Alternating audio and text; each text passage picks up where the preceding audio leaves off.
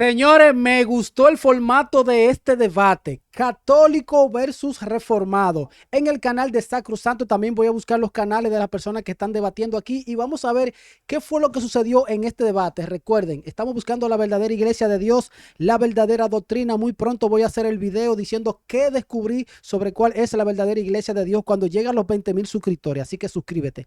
Dale play, escuchen el formato, me gustó este formato.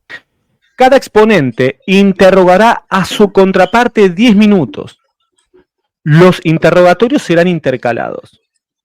Solo el que interroga puede hacer preguntas. Por favor, recuerden esto. Escuchen. Solo el que interroga puede hacer preguntas.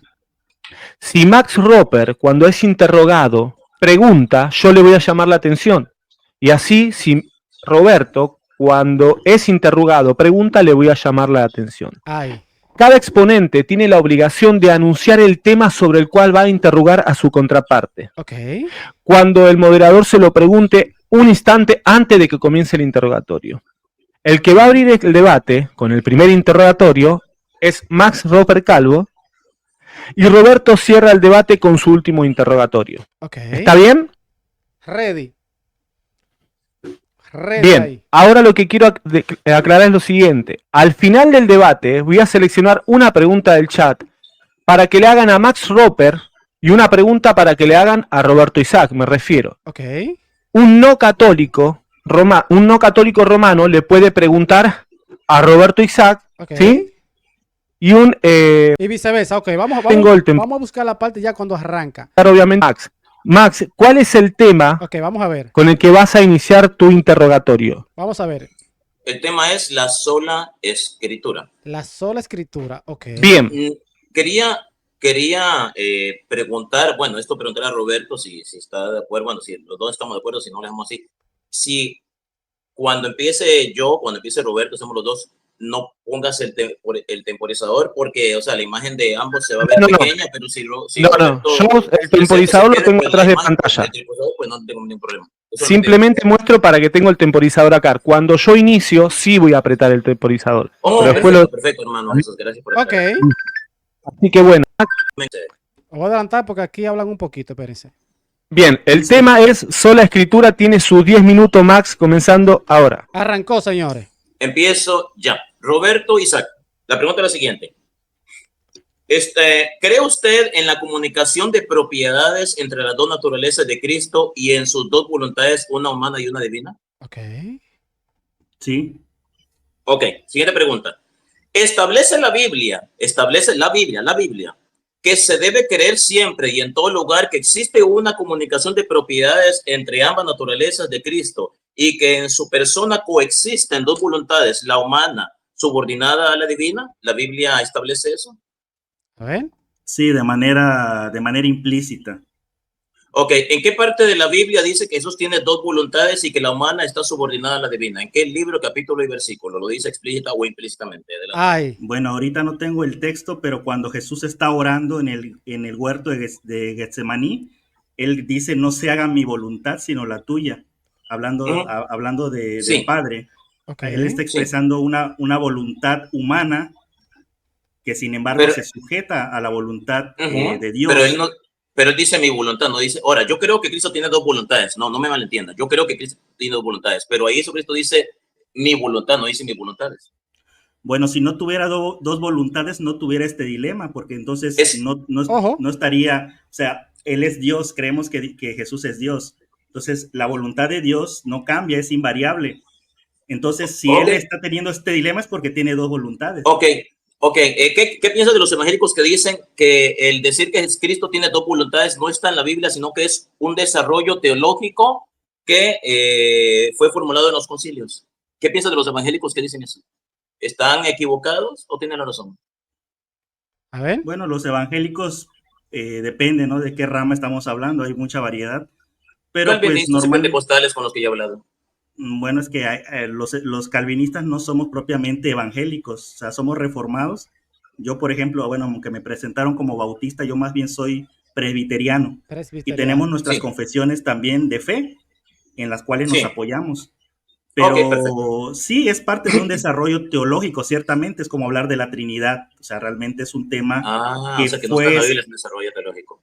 Perfecto. De manera explícita, o sea, no vamos a encontrar un concepto como tal. Ok, ya después perfecto. Ok, siguiente pregunta. ¿En qué parte de la Biblia se menciona o se instruye a las personas sobre cómo deben, ya que ustedes los protestantes creen que la Biblia es la única regla infalible en temas de fe, doctrina y moral, la parte moral, ¿verdad? Solo Biblia. La pregunta es la siguiente. ¿En qué parte de la Biblia se menciona o se instruye a las personas sobre cómo deben comportarse y actuar frente a ciertas situaciones de carácter ético y moral, tales como, por ejemplo, el uso de células madre embriónicas, células derivadas de la masa celular interna de un embrión en etapa temprana? ¿En qué parte de la Biblia dice que hacer eso es pecado? ¿O no, o es moral o es inmoral, es ético o es antiético? Ya que se tiene que demostrar que la Biblia es suficiente para demostrar la moralidad de los actos humanos, se expone, ¿verdad? La Biblia es suficiente, claro, y si es suficiente, ¿qué parte de la Biblia habla de eso? Ok, él está planteando esta situación y si eso está en la Biblia. Vamos a ver qué responde Roberto. Bueno, la Biblia no habla de temas específicos, por ejemplo, no va a hablar de biotecnología, no va a hablar de bioética. No, ya contestaste. Sí, pero sí. Bueno, si dejas que termine o piensas que no te estoy pidiendo detalles, ya contestaste. La Biblia no habla de células madre embriónicas. Entonces me está diciendo que la Biblia no es suficiente materialmente hablando para decirnos si el uso de células madre es ético, es antiético, es moral, es inmoral. O sea, la Biblia no hay una suficiente material para determinar si eso es pecado o no. No he dicho eso, o sea, lo que estoy tratando de decir, y no me dejaste terminar mi respuesta. La Biblia nos da principios, establece principios bíblicos de los cuales se puede desarrollar una determinada norma de conducta, de moral. ¿sí? Lo entiendo. ¿Qué principio bíblico otorga la Biblia para determinar si el uso de células madre embriónicas para curar enfermedades es pecado o no es pecado? ¿En qué libro, capítulo, versículo podemos encontrar ese principio si es que existe? Porque tú dices que debe de existir en la Biblia. Adelante. O sea, yo no dije que ese principio debe existir en la Biblia, nunca lo dije. Entonces no existe ni el principio ni la doctrina. Bueno, ¿te refieres a que si podemos utilizar células madre embriónicas para curar enfermedades? O sea, ¿es pecado o no es pecado hacer eso? O sea, la Biblia es suficiente para determinar si hacer eso es pecado o no es pecado, es ético, es antiético, es moral o es inmoral. Bueno, la Biblia me parece que no habla de eso, no especifica. No hay nada para mi punto de vista, no existe algo que contradiga en la Biblia, o sea, no hay un principio bíblico que vaya en contra de ese tipo de práctica, en mi punto de vista. Ajá, entonces la Biblia no se puede utilizar para determinar si es pecado o no es pecado. Entonces la Biblia no es suficiente para que una persona tome la decisión si el usar células madre embriónicas para curar enfermedades es pecado. La Biblia no es suficiente. Bueno, no es suficiente. Claro que si no está y la gente toma esa decisión y hablan sobre eso, no es suficiente. Señores, eso es como una pregunta trampa. ¿De la iglesia? Sería pecado si va en contra de lo que dice la Biblia. Pero si la Biblia no especifica, entonces queda a criterio, a la conciencia de la persona. La conciencia de la persona. Y si una mujer quiere ofrecer su cuerpo para que se haga ese experimento y ella no está segura si eso es pecado o no es pecado, ¿con quién tiene que consultar? ¿Con la iglesia o con la Biblia? Uy, está buena esa. Esa pregunta está buena. La Biblia no habla sobre eso. Mira cómo se ríen. Si la persona no está segura, pues puede consultar con su consejero espiritual, con su pastor. Con su pastor. ¿Y su pastor evangélico? Perfecto, pero ¿y su pastor evangélico se va a basar en la Biblia?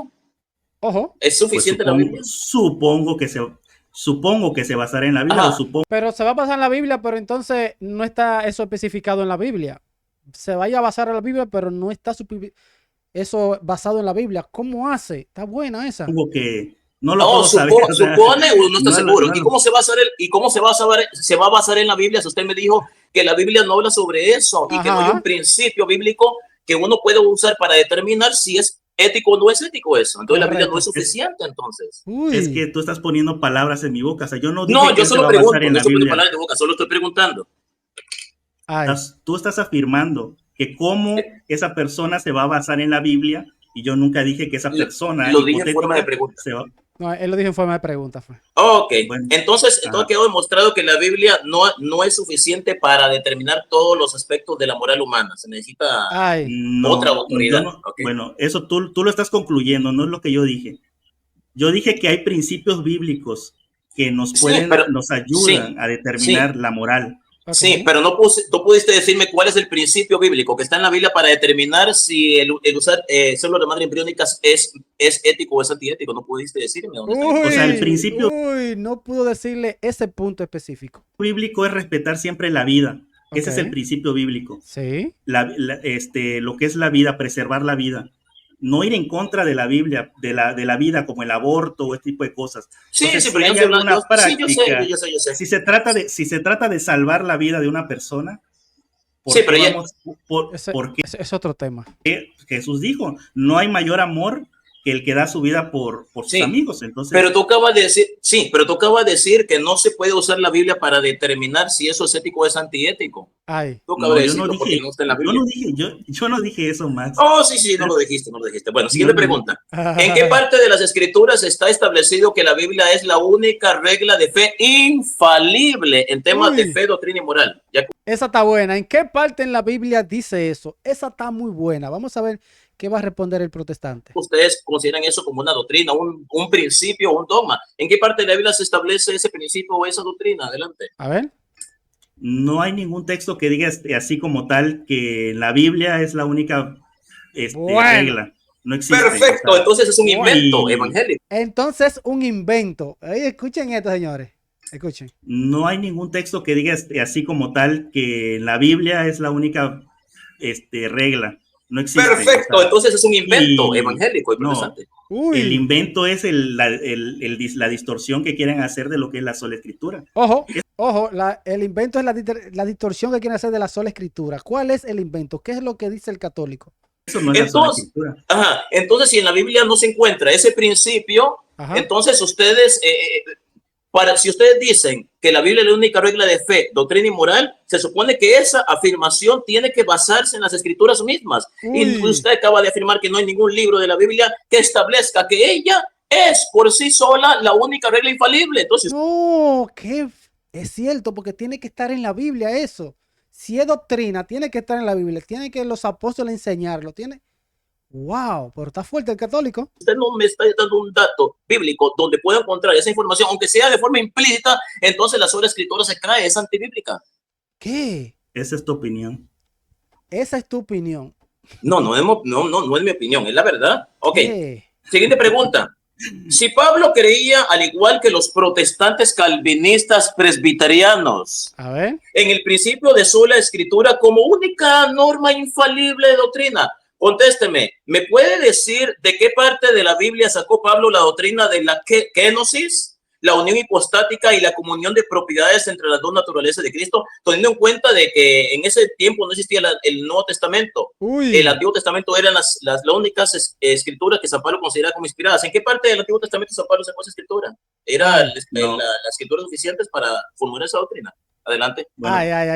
Para empezar, en el tiempo de Pablo todavía existía la tradición oral, porque todavía no se había cerrado el canon. Entonces, oral, no solo escritura, ojo. Independientemente de eso, Pablo recibe revelación de Jesucristo. Entonces no la sacó de la Biblia. Entonces no la sacó de la Biblia, sacó de la revelación oral, de la tradición. Pablo utilizó el Antiguo Testamento como regla de fe. Tiempo. Pasan los 10 minutos de preguntas del católico para el protestante. Vamos a ver viceversa ahora. Tiempo. Ay. Esto está bueno, señores. Esto está bueno. Primero 10 minutos del interrogatorio de Max. Bueno, ahí está, Bueno, ahora le toca a su primer interrogatorio. Déjenme, por favor, mientras les pido a la gente que deje su like, que comparta. Den su like, señor. Quiero anotar para no olvidarme, ¿sí? Porque, bueno, son 40 minutos cada uno, ¿sí? Ok. Bueno, dígame ustedes, Roberto, ¿cuál va a ser el tema que usted va a interrogar a Max? Vamos a ver. Diezmo cristiano. El diezmo, ojo, está bueno. Ok. Ese es el Diezmo tema, cristiano. Diezmo cristiano.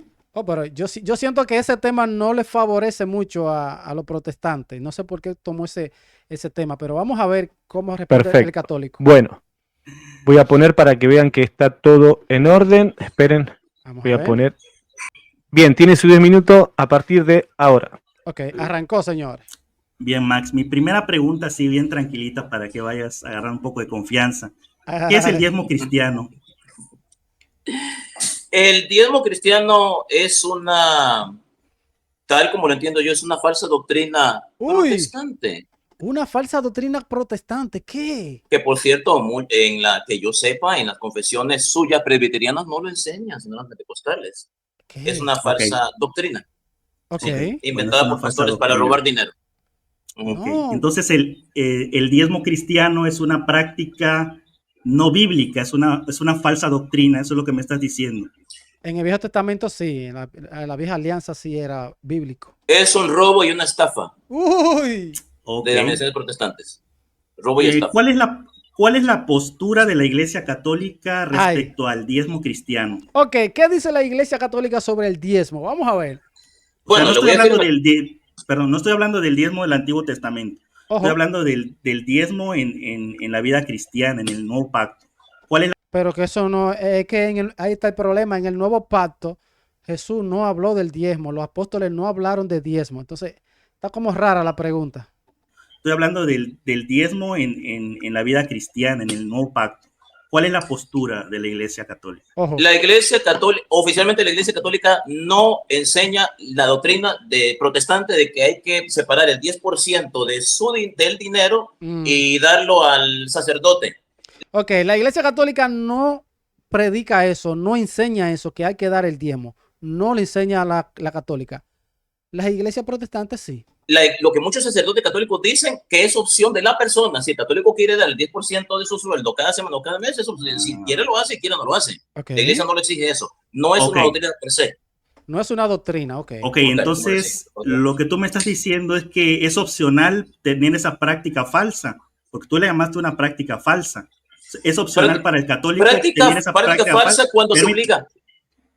Cuando se obliga a la gente a darlo. Cuando se dice que Dios lo manda, eso es a lo que me refiero. Ok, entonces si no se obliga a la persona, no es falsa la doctrina. Ojo. Que no se le puede llamar doctrina, o sea, a la enseñanza, a la práctica. Vuelvo y repito, vamos a poner que yo soy sacerdote y yo digo, y tú eres un laico católico, yo digo, Roberto, si tú deseas, puedes dar el 10% de su sueldo para ayudar a la iglesia, lo puedes dar semanalmente, pero no es obligación, si tú no lo haces, no estás pecando, no, si tú quieres. Y eso, yo creo que un sacerdote, un padre no diría eso tampoco. Dice, ok, sacerdote Max Rupert, esta vez lo voy a hacer. Ah, gracias, hijito Roberto. Pero no estás pecando. Si tú quieres, lo haces. Si quieres, no lo das. Yo haría eso. Pero jamás pondría la Biblia como hacen ustedes, que si no das, se van al infierno. Uy, ¿cómo es? No le gustó, lo paró ahí cuando él iba a decir, no como los católicos, no como los protestantes, que se dice, si no dan el diezmo, van para el infierno y que tienen que dar, y leen todo el Viejo Testamento. Yo haría eso. Escuchen. Pero jamás pondría la Biblia como hacen ustedes, que si no das, se van al infierno. Ya, o sea, ya, cuando yo te diga ya es... Sí. Dale ahí, dale. Ok, mira, perfecto, Max. Yo sé que te gusta mucho hablar. ¿Cómo que dijiste? No digo que te gusta pregunte, mucho Max, hablar, pero... Max, no interrumpa.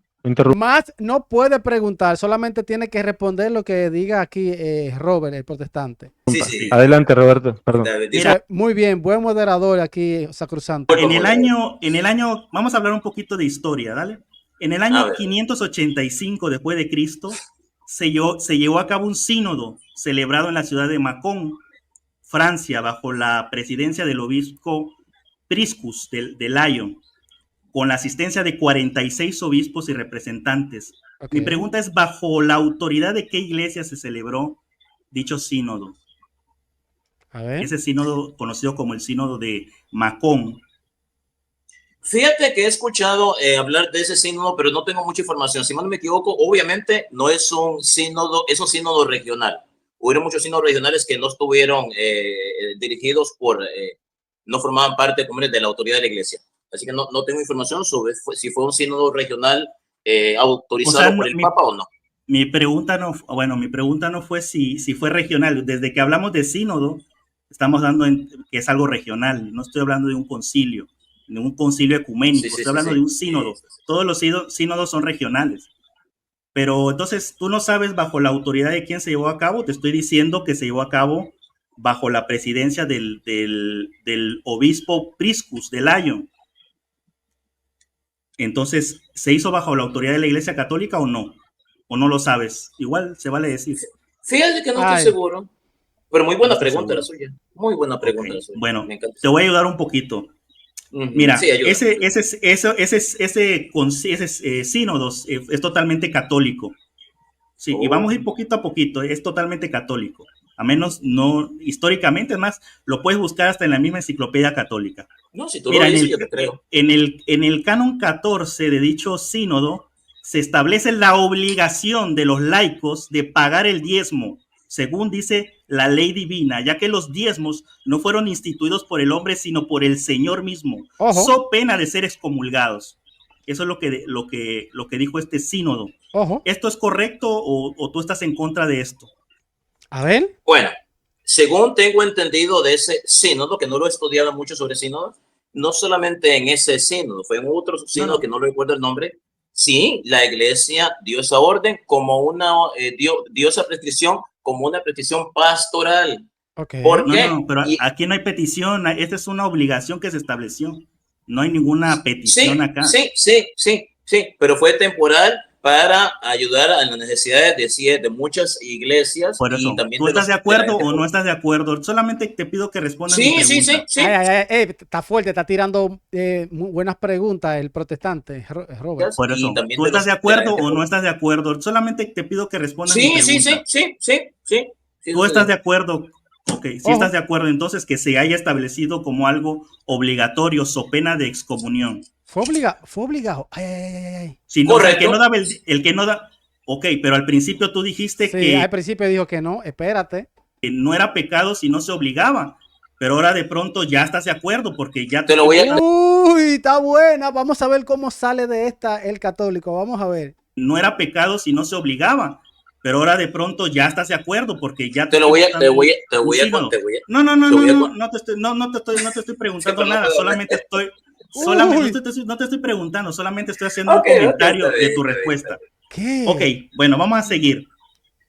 Mira, en el tercer concilio de Letrán, ¿sí conoces concilio? Sí, por supuesto. Sí. Okay. Sí. El tercer concilio de Letrán. A ver. Precedido por el Papa Alejandro III. Ok. Dice, este tercer concilio decretó que no se permitiría ninguna enajenación de los diezmos a laicos sin el consentimiento del Papa. O sea, que seguían obligados a presentar sus diezmos. ¿Tú estás de acuerdo con esto? Bueno, voy a contestar, pero déjame terminar. La iglesia estableció, y también está en el Concilio de Trento, te voy a ayudar, también está en el Concilio de Trento, eso también. La iglesia estableció el diezmo como algo temporal, no como hacen los protestantes para robar dinero. Pero en este... Está raro, temporal. ¿Por qué la iglesia lo puso temporal, los católicos? ¿Por qué? ¿El sínodo dice que es algo temporal? ¿O tú lo estás suponiendo? No lo estoy suponiendo, es temporal, y la prueba, la mejor prueba de eso... Bueno, escúcheme, la mejor prueba, ¿sabe cuál es la prueba de que es temporal?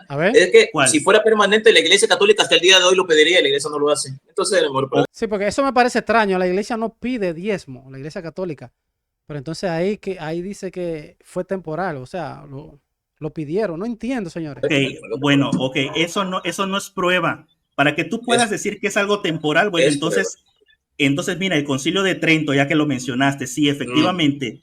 En el decreto 8, capítulo 12, enseña que los diezmos se deben pagar enteramente y excomulgar a los que hurtan o lo impiden. Ojo. Eso es lo que establece, esto es lo que, y no dice que es algo temporal. Sí, es cierto, no dice que es algo temporal. Señores, está raro esto. No dice que hasta el fin del mundo, que por todos los tiempos. Bueno, entonces en cada canon tiene que decir que esto es hasta el fin del mundo, según tu lógica. No, voy a contestar. Voy a contestar. No es necesario que diga que es temporal, es obvio que es temporal, porque si fuera algo que la iglesia hubiera establecido como algo permanente, el último concilio de la Iglesia Católica, el Concilio Vaticano II, lo hubiera establecido. ¿Por qué no se habló de eso en el Concilio Vaticano II? Porque es obvio que es algo temporal. A ver, Max, déjame seguir. No es obvio. Eso tú lo estás inventando. Uy, lo estás inventando, está buena. Porque no en todos los concilios se va a hablar de lo mismo. O sea, cada concilio tiene sus problemas. Es cierto. Cada sínodo tiene sus cosas que tratar. Es cierto. Entonces, no en un sínodo se va a tratar, en un concilio se va a tratar lo mismo que en otro concilio. Y para que tú digas que esto está derogado, que ya no es válido, como algo obligatorio, ojo, no estoy hablando de algo voluntario, en lo cual yo ni siquiera tengo problema. Si alguien quiere dar pero si fuera algo permanente en los concilios, los últimos concilios, hubieran confirmado esto, lo hubieran dicho, se tiene que hacer. Y no lo hicieron. No existe ningún decreto, no existe nada oficial donde diga que este canon ya no está vigente, Max. No existe. Bueno, yo te invito a que le preguntes a cualquier obispo y a cualquier sacerdote católico si es obligación que un católico aparte el 10% de su dinero y lo dé como la entonces ahora la opinión de un sacerdote vale más que un documento ex cátedra. Yo te dije, pregunta. ¿Y eso fue ex cátedra? ¿Y quién te dijo que ese documento es cátedra? ¿Quién? Ojo, espérate, eso no es cátedra, espérate. Yo te dije, pregúntale. ¿Y quién te dijo que ese documento es cátedra? ¿Quién? Pero, perdón, no puedo Perdón. Recuerde, Max, que no puede hacer preguntas. Tiene un minuto, Roberto. Un minuto tiene. Tiene un minuto, Roberto. Yo no puedo hacer preguntas. Vamos para un segundito. Un segundito. Recuerde que por ahí yo entiendo que se ponga enérgico el debate, pero recuerden que cuando usted hace pregunta le interrumpa a él. Lo mismo voy a hacer a él si le hace una pregunta a usted. Muy bien. Es cierto, respétense en eso. Bien, Sacrosanto, bien. Lo que sí, un minuto tiene, porque en realidad son 40, estoy en 41 segundos, pero le voy a dar los 20 segundos que quedan por esta interrupción. ¿Está bien? Adelante, Roberto, adelante. Ok, entonces ahora hay que preguntarle al sacerdote, ya no hay que ir a los documentos. A los documentos oficiales de la iglesia. Ahora tú me estás diciendo que hay que preguntarle al sacerdote. Te voy a responder. Ese documento no es cátedra. Que tú asumas que es cátedra, ese es tu problema. Bueno. Que es una doctrina es cátedra. Eso lo está diciendo. ¿Tú has leído lo que dice al inicio de ese concilio? A ver. Bajo la autoridad de quién? Lo he leído, el concilio de Trento. ¿Qué dice al principio del concilio de Trento? ¿Qué es lo que dice bajo la autoridad de quién? ¿Qué dice? Bajo la autoridad de la iglesia, pero no dice que es cátedra, no tienes cátedra. No, pero si fue en un concilio, no es cátedra. No, está raro, señores. Hay que investigar eso. Y no está hablando solamente bajo la autoridad de la iglesia, no todo lo sino que se dice de la cátedra de Pedro y de los santos padres. Sí, pero no todo lo que se dice en un concilio es dogma de fe. Tiempo. Tiempo. Se acabó. Tiempo. Bien. Bueno, sepan disculpar si los interrumpo, pero las reglas son reglas, ¿sí? Yo voy a ser imparcial. ¿Sí? Si le pasa lo mismo a Roberto, lo voy a frenar. Si le pasa lo mismo a Max, lo voy a frenar. Bien. ¿Sí? Bueno, esta es la primera parte. Les quedan todavía 3 a cada uno, pues son 4 cada uno, ¿sí? Les pido que dejen su like, que compartan. Denle like, está poniendo muy bueno el debate. Está bueno, sí. Ahora le toca a Max. Dígame, Max, ¿cuál va a ser el tema en cuestión o el tema que usted va ahora a interrogar a Roberto Isaac? Vamos a ver. El tema es la infabilidad del magisterio de la Iglesia Católica. Y quiero aclarar, y ahí está incluida la infabilidad papal, porque el Papa forma parte del magisterio, va incluido ahí. Entonces, la infabilidad del magisterio de la Iglesia Católica. Bien, recuerden, ya le digo, recuerden que al final los que están en el chat van a tener la oportunidad de hacer una pregunta. Tanto los no católicos a Max y los católicos a Roberto. Voy a elegir una pregunta. Bien. Max, ahora.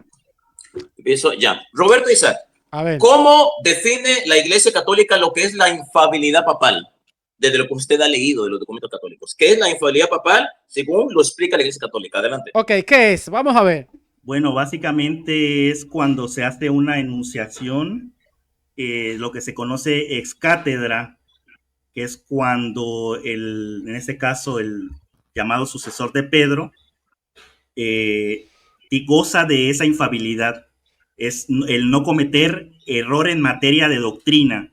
Y a eso se refiere en lo que yo sé acerca del concepto. Bueno, Falso. Esa no es la infalibilidad papal. Uy, le dijo que es falso. Acerca del concepto. Bueno, falso. Esa no es la infalibilidad papal. Ay. Y después más adelante lo vamos a hablar. Eso no sabes lo que es la infalibilidad papal. Yo lo voy a explicar más adelante. Bueno. Segunda pregunta. ¿Fue infalible la iglesia? ¿Fue infalible la iglesia? Pregunto. Cuando determinó el concilio de Jerusalén que los gentiles convertidos al cristianismo no necesitaban someterse al rito de la circuncisión para hacerse cristianos, ¿sí o no? La palabra infalible significa que no se equivoca. Ojo. ¿Fue infalible la iglesia en ese caso? ¿Sí o no? Hechos 15, de 1 al 26. Claro que sí, por supuesto. Perfecto, perfecto. Acabas de destruir la sola escritura en estos momentos. Acabas de destruirla porque usted, bueno, no vamos a hablar de la sola escritura. ¿Qué? Porque ustedes enseñan que solamente la Biblia es infalible en temas de fe, doctrina y moral, y estás aceptando que la iglesia también es infalible en temas de fe, doctrina y moral, porque la iglesia tomó una decisión de carácter doctrinal. Y es cierto, es cierto. ¡Ey!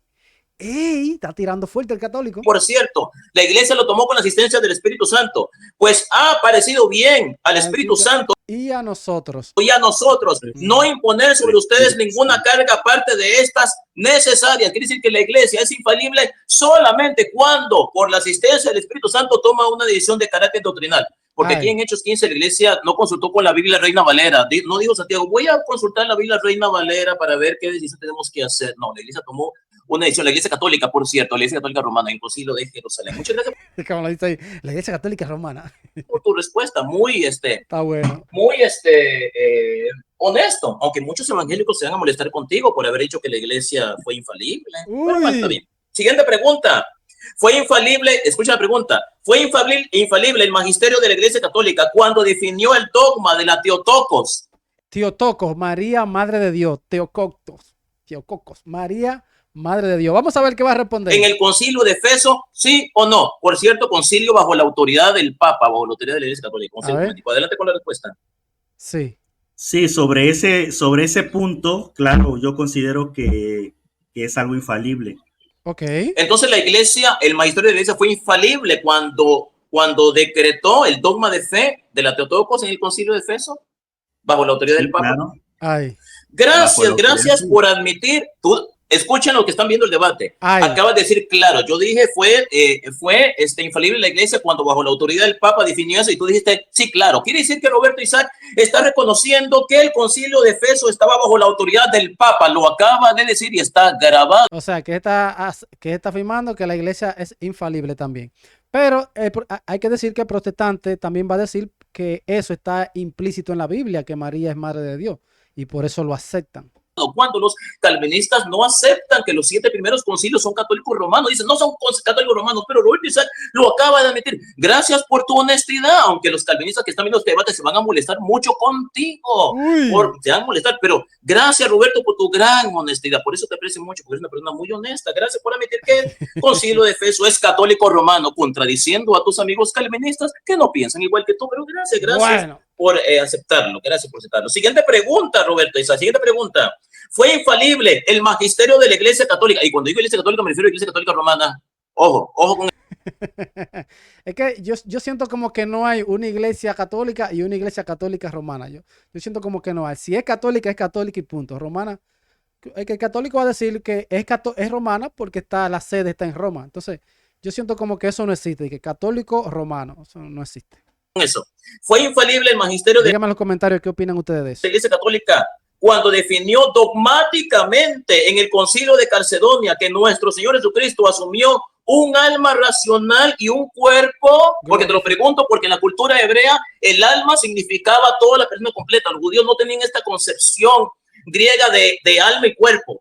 El alma era la persona completa, pero en el concilio se estableció que hay una parte material y una parte inmaterial, y eso fue establecido dogmáticamente en el concilio de Calcedonia. ¿Fue la iglesia católica infalible cuando determinó eso en el concilio de Calcedonia? Adelante con la respuesta. A ver. Pero el principio de que existe una parte material y otra inmaterial no es propia de un concilio. O sea, eso lo encontramos en la Biblia. Señor, la Biblia no dice que Jesucristo asumió un alma racional y un cuerpo. No dice que Jesucristo tenía una parte incorpórea, que es el alma, que sale del cuerpo en el momento de la muerte. El alma se separa del cuerpo. La Biblia no habla sobre eso. Ojo con eso. Ok, entonces es específico en hablar de la cristología, Porque tú lo estás Vamos a leer, generalizando. escúchame, repito la pregunta. El magisterio de la Iglesia Católica Romana, si te gusta esa palabra, la Iglesia Católica Romana, fue infalible. O sea, al igual que la Biblia, no se equivocó, fue infalible al determinar en el Concilio de Calcedonia que la naturaleza humana de Jesús tiene dos componentes, uno inmaterial, el alma, y otro material, el cuerpo, porque la Biblia no habla sobre eso. ¿Fue infalible el Concilio de Calcedonia, sí o no, Roberto? Adelante con la respuesta. Dale, Roberto, vamos a ver. Sí, en ese sentido, en ese aspecto, en esa doctrina, sí, pero no es propia de la Iglesia. Perfecto, o sea, perfecto. Gracias por tu respuesta. No me des detalles, gracias por tu respuesta. Encontramos en la Biblia, eso está en la Biblia. Sí. Gracias. Otra vez acabas de destruir la sola escritura porque los calvinistas que están viendo este debate deben estar muy molestos contigo. Deben estar diciendo, pero la Biblia es la única regla infalible de fe. Y Roberto Isaac nos está traicionando. Está diciendo que la Iglesia Católica fue infalible y la Iglesia Católica Romana. Y también están mintiendo que ese concilio fue católico romano cuando nosotros los calvinistas no creemos que ese concilio fue católico romano. Roberto nos está traicionando. La gente que está viendo este debate se está sintiendo... los evangélicos se están sintiendo traicionados por ti, pero no te preocupes, si ellos te atacan, yo te voy a defender, Roberto. Si ellos te atacan, yo te defiendo. Tú cuenta conmigo, tranquilo. Ey, se están pasando. Me gusta este formato de cómo hacen este debate. 10 minutos, le pregunta, después el otro le pregunta y le responde. Me gusta ese formato. No te preocupes. Mira qué preocupado estoy, mira. Siguiente pregunta. Gracias, siguiente pregunta. ¿Fue infalible el magisterio de la Iglesia Católica cuando determinó en concilios cuáles libros habrían de formar parte del canon bíblico? ¿Sí o no? Pero di cuál concilios, porque estás hablando en general. Vamos a hablar sínodos. Perdón, la aclaración. El sínodo de Roma, el sínodo de Hipona del año 393, el tercer concilio de Cartago del año 397, el cuarto sínodo de Cartago del año 419. ¿Fue infalible la Iglesia cuando en esos sínodos determinó el canon de las Escrituras? ¿Sí o no? Y por cierto, concilios católicos romanos. ¿Fue infalible, sí o no? No fue infalible. Ojo. No fue infalible, no me diga. Entonces usted está contradiciendo. Sí, gracias por su respuesta. Entonces usted está contradiciendo su propio erudito protestante, que por cierto, Roberto Isaac, yo lo he visto usted en videos hablando de F.F. Bruce, su erudito protestante que usted tanto admira. Él lo contradice a usted. Dice, erudito bíblico, escritor y teólogo protestante, autor de 43 libros. Dice lo siguiente, el concilio de Hipona, que por cierto concilio católico romano, el concilio de Hipona estableció los límites de los libros canónicos según las líneas aprobadas por San Agustín mismo. San Agustín católico, no presbiteriano. Le está dando con todo, Matt. Las resoluciones de este concilio se han perdido, pero fueron resumidas en las del tercer concilio de Cartago del año 397, un concilio provisional. Parece que estos fueron los primeros concilios de la Iglesia en las que hubo una decisión oficial acerca del canon, y con eso se les cierra la boca a ustedes que dicen que el canon fue definido en el Concilio de Trento. El Concilio de Trento lo matizó. Entonces, ¿por qué contradice su erudito F.F. Bruce, Roberto? Adelante. Lo estás sacando de contexto. Más está hablando de los sínodos latinos. Está hablando de la parte latina. No me diga. ¿En qué parte donde yo le dice latino? ¿Lo dice ahí o usted está agregando una palabrita? Eso ya está demostrado, Max. Es más, estás utilizando el mismo argumento que utilizaste en tu otro Canon de la Escritura, página 96. Aquí no dice la Iglesia Latina, ahí dice la Iglesia. Está hablando en términos generales. Aquí no dice la Iglesia Latina, la Iglesia Oriental. Él no me diga, sacando fuera de contexto. ¿No será usted? Yo también tengo esa obra. Lee en el contexto y va a ver que ahí está hablando de la Iglesia Latina. Sí. Porque es un sínodo. Sí, mira. No tiene razón. Mira, tú no tienes razón, pero le voy a decir que sí tiene razón para que estés tranquilo. Sí. Siguiente pregunta, Roberto Isaac. Cuando Pablo le predicaba a sus discípulos que la iglesia era baluarte y columna de la verdad, ¿era esta una enseñanza doctrinal infalible antes que Pablo la pusiera por escrito en 1 de Timoteo 3, del 15 al 16? ¿Sí o no? Sí, era una enseñanza infalible porque Pablo que lo está enseñando, todavía no estaba escrito, pero lo estaba enseñando. Claro, fue infalible Pablo cuando lo estaba diciendo. A ver, no entendí bien esa pregunta. Le repito la pregunta. Cuando Pablo o San Pablo le predicaba a sus discípulos que la iglesia, por cierto, la iglesia católica, gracias, que la iglesia era baluarte y columna de la verdad, ¿era esta una enseñanza doctrinal infalible antes que Pablo la pusiera por escrito en primera de Timoteo 3? Sí. Primera de Timoteo 3:15. ¿O no? Pero es que tú estás asumiendo que él predicaba eso, pero ¿dónde está? ¿Dónde está esa evidencia? ¿Cómo fue la vaina? Que él no predicaba, está diciendo. ¿Cómo que no? Pero es que tú estás asumiendo que él predicaba eso, pero ¿dónde está? ¿Dónde está esa evidencia? Yo nada más la encuentro en primera de Timoteo. O sea, que él no predicaba eso. Pues no lo sabemos, no podemos saber qué es lo que él predicaba. Tú lo estás asumiendo. Es cierto, no sabemos qué predicaba él, pero antes no se predicaba con la Biblia. Antes era oral todo. Entonces no predicaban.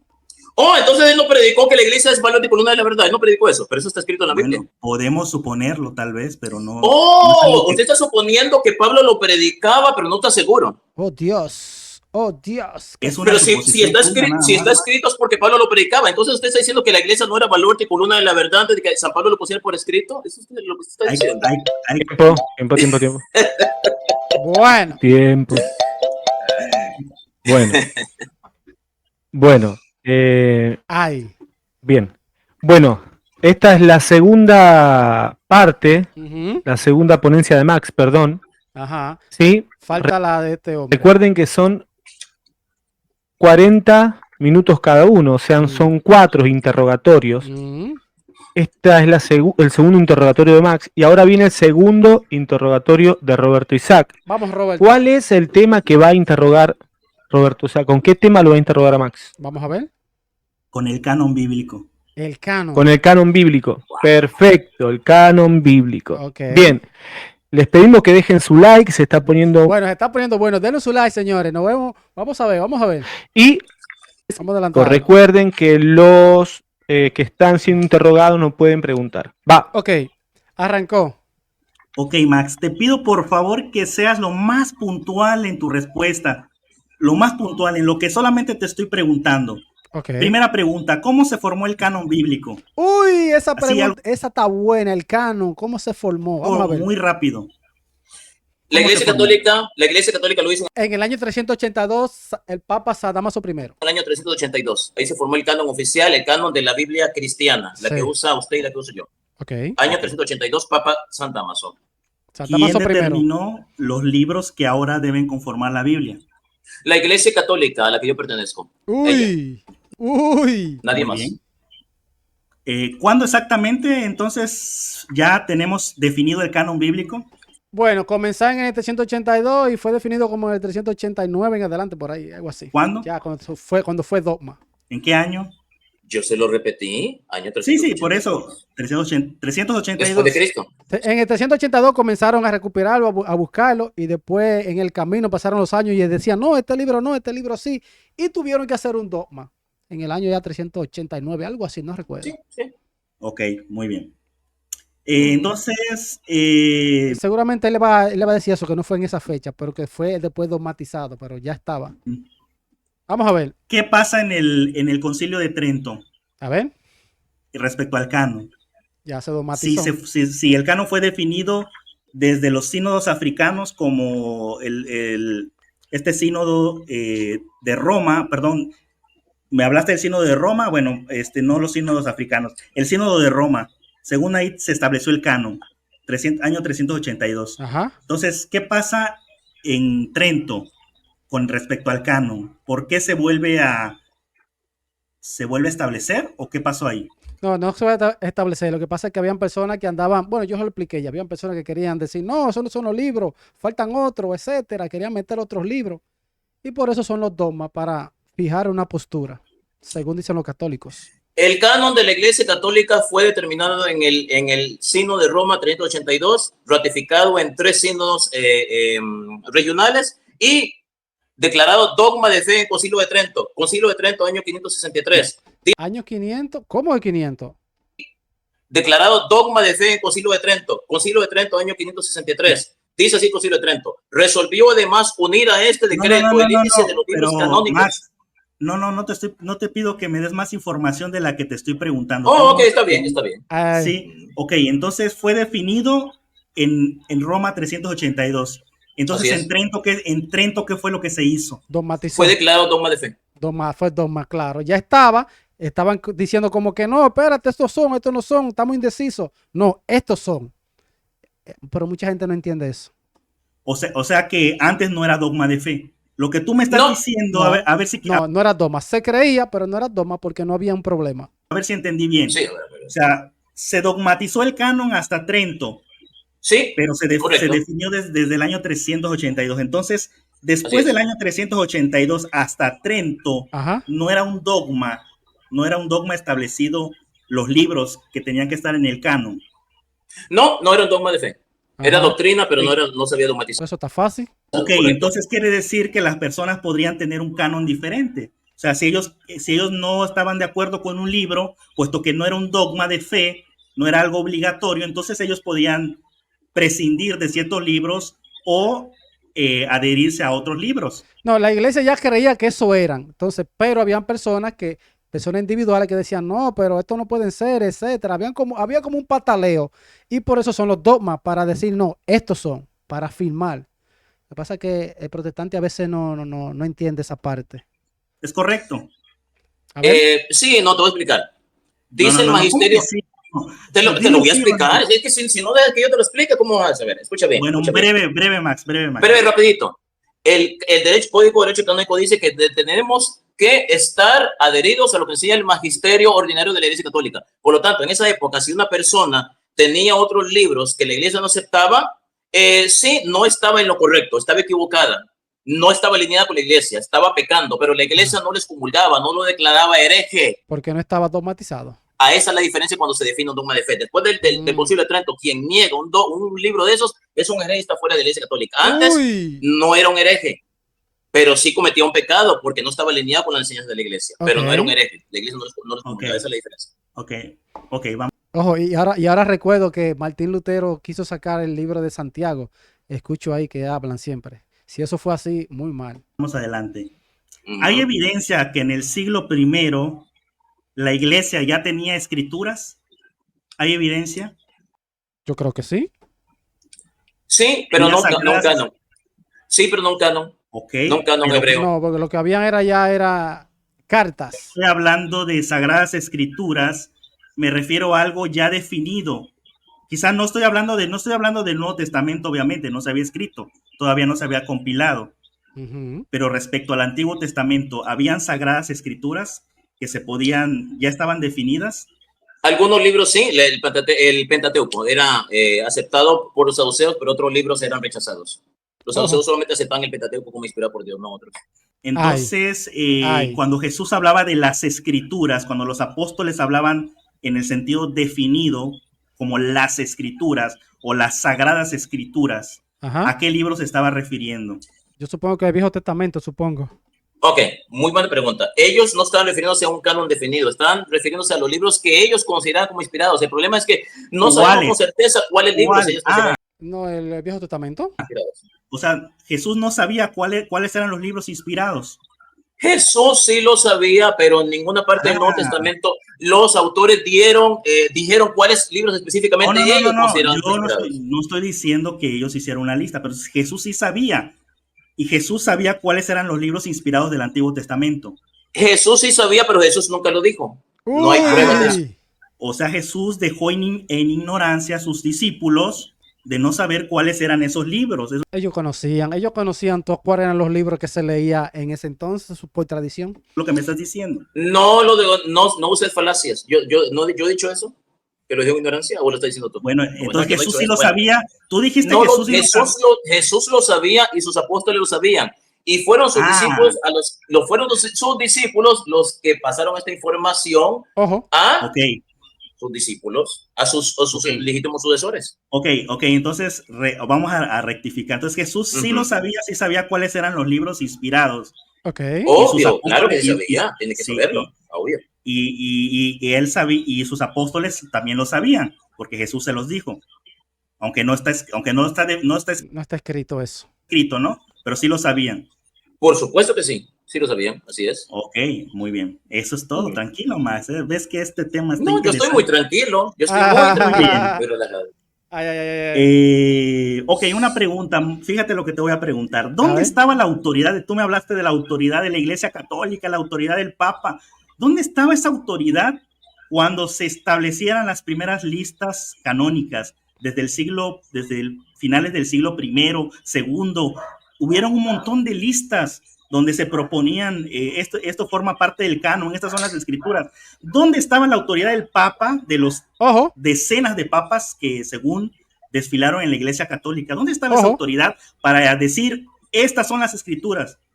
Ok, buena pregunta esa. ¿Dónde estaba la autoridad del Papa? Ya habían varios papas, se leían varios libros, pero no estaba nada definido. Por eso que luego, en el 382, dicen, vamos a reunirlo, vamos a hacer la Biblia. ¿Dónde estaba? Está buena. Vamos a ver qué responde el católico. Dale like, suscríbete al canal.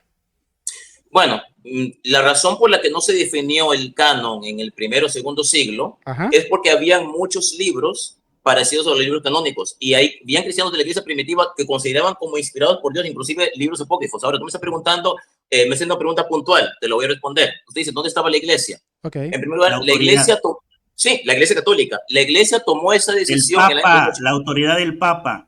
Sí, ¿la iglesia católica? Déjame contestar. El Papa tomó la decisión en el año 382. ¿Por qué no la tomó antes? Ok, pero ¿por qué no la tomó antes? Esa es la pregunta. ¿Por qué no la tomaron antes? Lo toman en el 382. Vamos a ver. El Papa tomó la decisión en el año 382. ¿Por qué no la tomó antes? Porque era un tema que estaba abierto. Ok, era un tema que estaba abierto, que estaban investigando. Ok. Abierto a discusión, por eso. Pero al final la iglesia se pronunció, mostrando su autoridad en el año 382. Bueno, eso es lo importante, que se pronunció y luego definieron cuáles son. Este libro no, este libro sí, esta carta sí, esta carta no, esta carta sí, y estos son y todo tiene que creerlo y esto es palabra de Dios. Ojo con eso. Ok, entonces durante casi 3 siglos la iglesia estuvo a la deriva porque, bueno, tú dijiste que Jesús sabía cuál era el canon, por lo menos, y a finales del siglo I...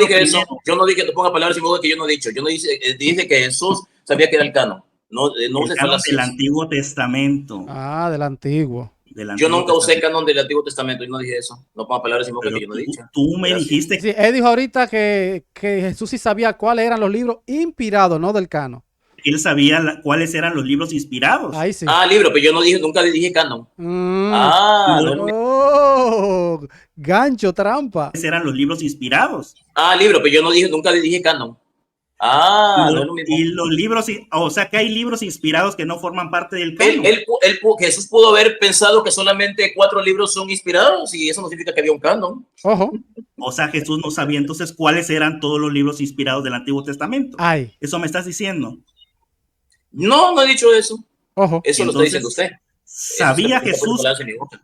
Ok, entonces, ¿sabía Jesús cuáles eran todos los libros inspirados del Antiguo Testamento? ¿Sí o no? Jesús reconocía, no diga Antiguo Testamento porque no había Antiguo Testamento. Jesús sabía Escritura. Desde su punto de vista. En el primer siglo Jesús sabía cuáles libros él mismo consideraba como inspirados. El problema es que usted no lo sabía, Roberto Isaac.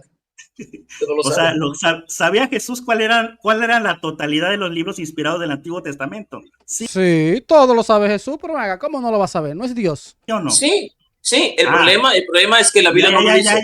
Ya, tranquilo, Max. No entiendo la pregunta, señor. Una pregunta como... Solamente responde. Ya respondí. Ok, entonces sí, regresamos otra vez al punto. Sí lo sabía Jesús. Sí, aunque tú dijiste, no dije un canon. Entonces estamos de acuerdo que todos los libros inspirados son canónicos. ¿Sí? Todos los libros inspirados son canónicos. Y todos los libros canónicos son inspirados, sí, por supuesto. Y entonces, no entiendo aquí. Entonces, o sea, yo no entiendo. Entonces, bueno, tú me dijiste entonces que los apóstoles también sabían porque pues estaban con Jesús, ¿es cierto? Lo tuvieron que haber sabido. Ok, perfecto. Entonces, es que en ese entonces todos los hebreos, toda esa persona leían esos libros del Viejo Testamento, siempre se leía en las sinagogas. Los primeros papas no eran parte de los apóstoles o porque ellos no sabían. Los papas eran sucesores de los apóstoles. ¿Y por qué ellos no sabían cuáles eran los libros inspirados? Bueno, no puede decir que ellos lo supieran o no lo supieran. Tú te estoy preguntando, ¿lo sabían o no lo sabían? Los ver. primeros sabía o no lo papas, sabía? estoy hablando antes que se definiera en el año 382. Ok. Durante todos sus primeros siglos de controversias, ¿sabían los papas, según estos sucesores de los apóstoles, sabían cuáles eran los libros inspirados, sí o no? Tuvieron que haberlo sabido. Ah, Tiempo, Y ese tiempo, libro de los tiempo, tiempo, apóstoles, tiempo, tiempo, bueno, tiempo, tiempo. tiempo, Bueno, tiempo, tiempo, tiempo. bueno. Bueno, señores, hasta aquí dejaré el video. Si ustedes quieren la segunda parte, díganme en los comentarios y le haré la segunda parte. Le dejaré el link aquí del canal de Sacrosantum. También le dejaré, buscaré el link del canal de Matt y de Roberto. Robert. Esa persona lo buscaré y lo pondré en la descripción. Me gustó. Me gustó el formato, cómo ellos hicieron este debate. Estamos cansados ya del otro formato. Este formato me gusta más. Díganme ustedes qué les pareció. Nos vemos en el próximo video. Bendiciones. Check it out.